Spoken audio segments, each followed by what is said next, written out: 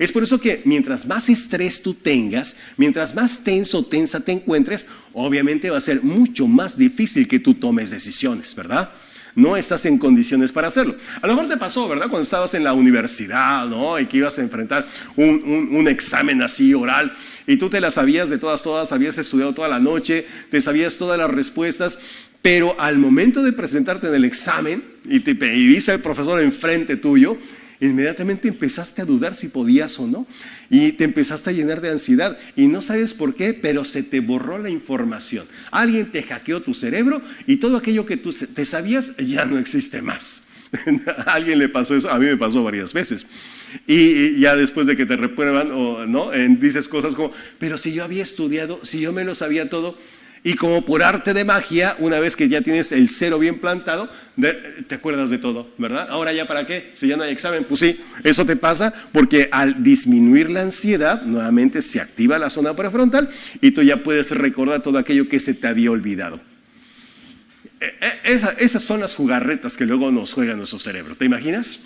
Así que esa respuesta autónoma de miedo, es decir, la ansiedad que nosotros tenemos, la que no activamos de manera consciente, porque muchos de los bloqueos, de los miedos que tenemos, pues no son conscientes. Son muchas las áreas cerebrales realmente relacionadas con el miedo, con la ansiedad, que nos mantienen bloqueados y no nos permiten actuar.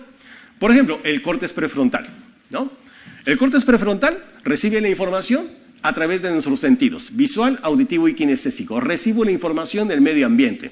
Ese examen que estoy a punto de presentar, ese negocio que quiero emprender, esa persona que tanto me gusta, a la cual le quiero declarar mi amor eterno, o sea, ahí se encuentra la información. Entra por los lóbulos prefrontales. En ese momento los lóbulos prefrontales mandan la información al tálamo. El tálamo decide dónde enviar los datos sensoriales entrantes, es decir, los datos que recibimos de nuestros ojos, de nuestros oídos, de nuestra boca y de nuestra piel. Toda esa información, el tálamo dice, a ver, ¿a dónde enviamos esta información? Y decide enviarla inmediatamente al córtex sensorial. El córtex sensorial lo que hace es interpretar los datos sensoriales. O sea, yo puedo ver a mi cliente furioso, puedo ver a esa persona que me gusta, pero finalmente solamente es información, son datos que no significan nada hasta que yo los interprete. El córtex sensorial se encarga realmente de interpretar esos datos sensoriales.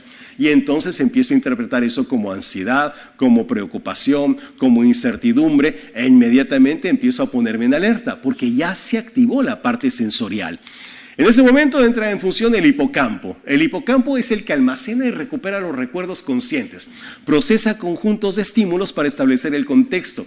Y entonces lo que hace el hipocampo es decir, a ver, agarra la información sensorial y la compara con hechos pasados. Dice, uy, ya te estás enfrentando al cliente con el que fracasaste la última vez. Ya te estás enfrentando a una situación similar a lo que aconteció.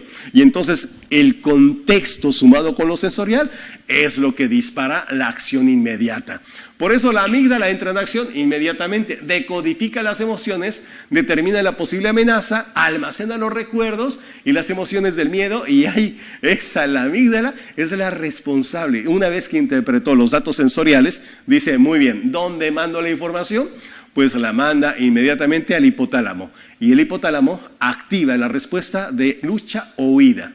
Así es ahí cuando la amígdala manda la información a la parte reactiva, no analítica, sino a la parte reactiva, y es cuando nosotros estamos preparados para iniciar una acción de ataca o huye.